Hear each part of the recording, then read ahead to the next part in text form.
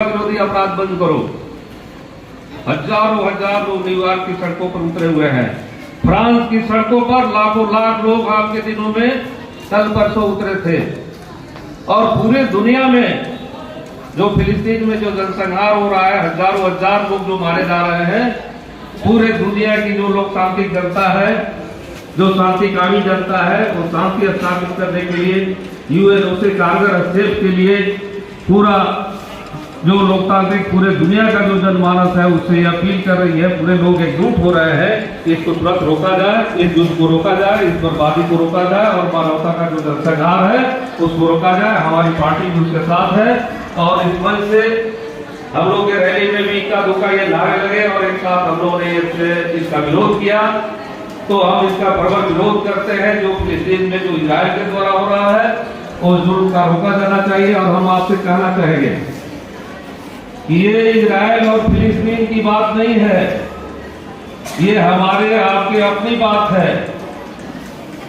जो बीजेपी की सरकार, जो फिलिस्तीनी लोग मारे जा रहे हैं, लाशें बिछी हुई है, बच्चे को कत्लेआम हो जा रहा है, जो बीजेपी के लोग नफरत की राजनीति कर रहे हैं वो आनंद मना रहे हैं।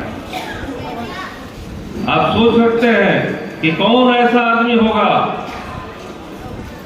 जो लोग मारे जा रहे हो, बेघर हो रहे हो, घर ध्वस्त हो जा रहा हो और एक दो नहीं हजारों लोग मारे जा रहे हो और वो इसको लेकर के मौत को लेकर जश्न मना रहा हो।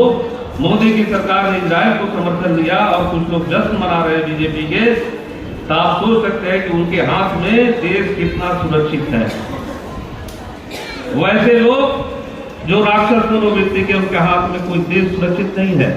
वो हमारे आपके